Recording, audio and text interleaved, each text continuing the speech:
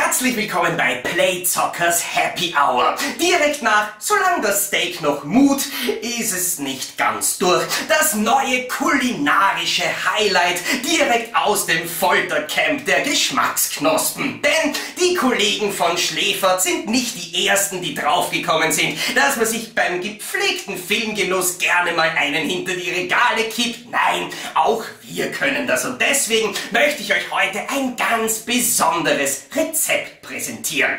Wir nehmen nämlich beispielsweise einen großartigen neuen Film mit dem Hauptdarsteller Adam Sandler. Dann setzen wir auf den Regiestuhl keinen geringeren als die Legende M. Night Shyamalan, verpacken das Ganze in ein Steelbook ohne den Filmtitel auf dem Spine, lassen das dann von Zavi verpacken und von der österreichischen Post verschicken. Das ist ein absolutes Highlight. Das wird die Krönung unseres Filmkonsums. Und in diesem Sinne sag ich einfach nur: Prost, ihr Säcke, das wird ein Highlight.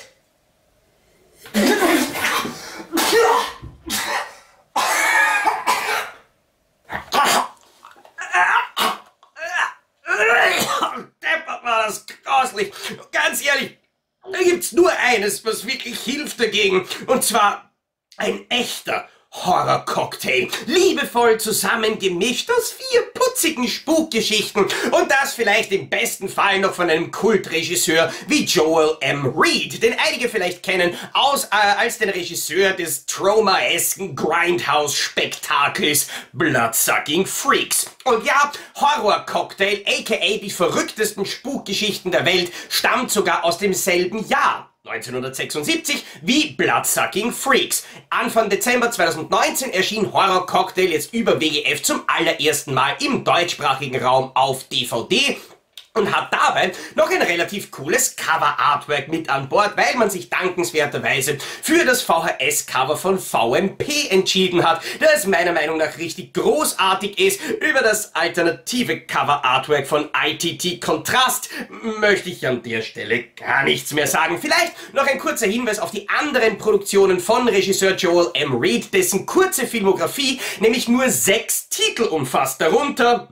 der ein oder andere Erotikstreifen, aber auch 2 Titel, die ich hervorheben möchte, nämlich Die Nacht der Zombies aus 1981 bis jetzt sein letzter Film, oder aber ganz besonders aus 1974 GI Executioner, von dem ich definitiv auch einen deutschsprachigen DVD-Release erleben möchte, alleine schon, um dieses großartige VHS-Cover-Artwork irgendwann einmal in meiner Sammlung zu haben. Aber bis dahin wird es wahrscheinlich noch eine Weile dauern, wenn es denn überhaupt passiert. Und deswegen werden wir uns heute einmal mit den Joel M. Reed Werken beschäftigen, die es tatsächlich auch gibt. Allen voran in diesem Fall der brandneue Release von Horror Cocktail auf DVD.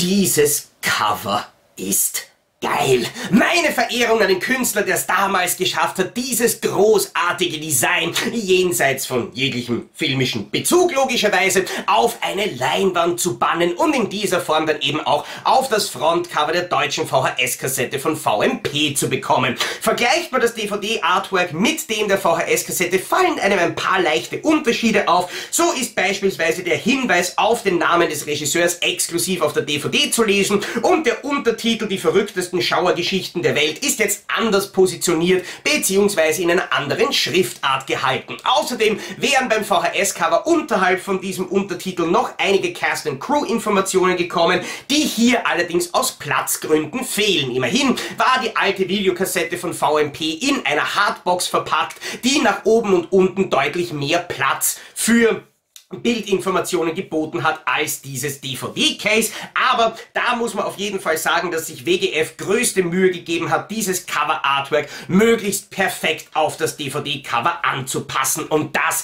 ist ihnen wirklich gelungen. Holy freaking hell! Schauen wir uns jetzt einmal, abgesehen wirklich von dem coolen Titelschriftzug, der übrigens genauso auch auf der VHS-Kassette war, dieses großartige Motiv an, absolut hervorragend gezeichnet, wie diese Schlafwandlerin auf dieser Plattform vor dem Totenschädel ist. Irgendwie stelle ich mir ganz gerne vor, dass das mehr oder weniger die Kinnlade von dem Toten ist und das im Endeffekt der Schädel von keinem geringeren als Bruce Campbell, während einige Gartenzwerge vor ihr knien und offensichtlich gerade versuchen, irgendwelche, nein, ganz ehrlich, die schauen aus wie Evox, die in ihr iPhone vertieft sind. Absolut großartige Anbetungsszene, vor allem finde ich das irgendwie toll. Oh, wir beten dich an, dass du am besten jetzt nicht noch 2 Schritte geradeaus weitergehst und dann die Klippe nach unten fallst, das wäre echt geil. Aber wirklich hervorragend gezeichnet, wirklich wunderschön angepasst. Das ist ein Cover-Artwork, das gefällt mir. Dann werfen wir einen Blick auf den Spine, da finden wir noch einmal eine Miniaturversion vom Cover-Artwork, beziehungsweise den Filmtitel. Auf dem Backcover warten dann einige richtig coole Ausschnitte aus dem Film auf uns, genauso wie der Hinweis auf die Tatsache, dass die DVD auf 1000 Stück limitiert ist. Wir bekommen die technischen Details zum Release, die Informationen rund ums Bonusmaterial, und da sei erwähnt, dass die DVD von WGF leider ausschließlich Trailer als Bonusmaterial enthält. Das Bonusmaterial von der amerikanischen DVD von Subversive Cinema, die bereits vor einiger Zeit veröffentlicht wurde, fehlt leider auf dem deutschen Release. Die hatte nämlich noch einen Audiokommentar mit dem Regisseur und ein über 40 Minuten langes Making-of mit an Bord. Jetzt können wir einen Blick in das Keep Case hineinwerfen, finden da die andere Seite vom Wendecover,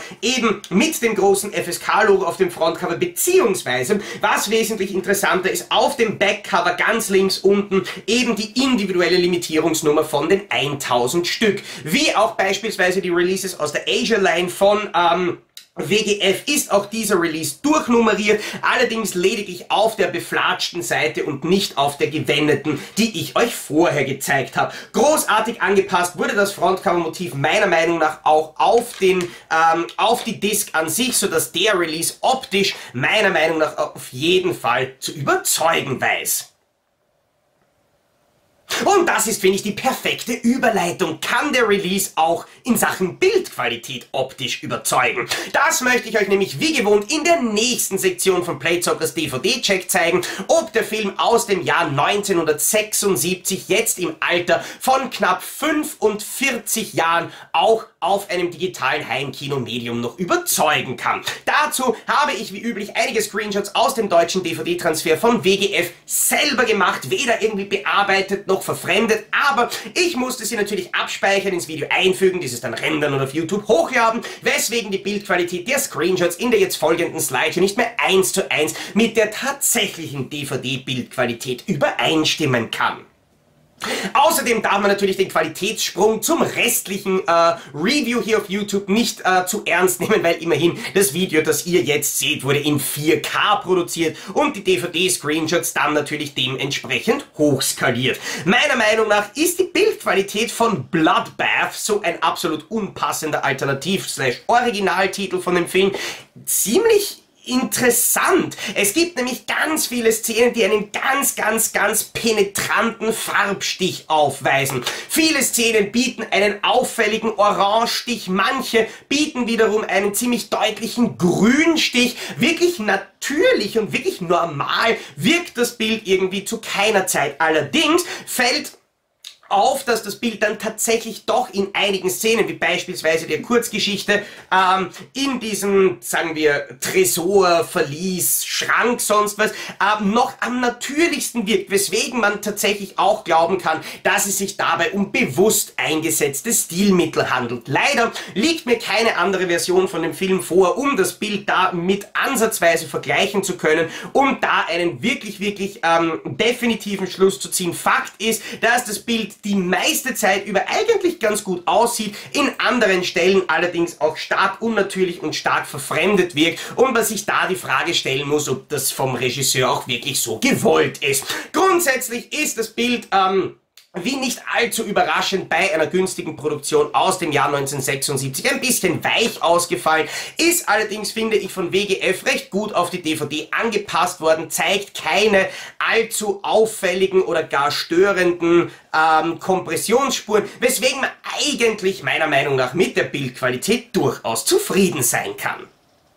Und ja, man ist relativ leicht zufriedengestellt, wenn man vorher einen von Zockys Horror-Cocktails kosten musste. Da ist man mit dem Output von Joel M. Reed definitiv zufrieden. Man darf sich von Horror-Cocktail definitiv keine neuen Tales from the Crypt erwarten, aber meiner Meinung nach haben die Kurzgeschichten durchaus Charme, sind die Charaktere eigentlich ganz witzig gewählt und was mir persönlich immer recht gut gefallen hat, sind die Übergänge zwischen den einzelnen Kurzgeschichten, sodass das eine Horror-Anthologie ist, die ich eigentlich durchaus genossen habe und die ich euch auch durchaus ans Herz legen würde. Veröffentlicht von WGF mit einem absolut großartigen Cover-Artwork, leider ohne das vielleicht interessante Bonusmaterial der amerikanischen DVD-Auflage. Dafür mit einem etwas unnatürlichen Bild, wobei da die Vermutung nahe liegt, dass es sich bei den unnatürlichen Farbstichen um bewusst eingesetzte Stilmittel des Regisseurs handelt, so dass man insgesamt meiner Meinung nach mit der DVD durchaus zufrieden sein kann und als jemand, der gerne antike Horror-Anthologien in seine Melone saugt, durchaus einen Kauf des Horror-Cocktail andenken kann.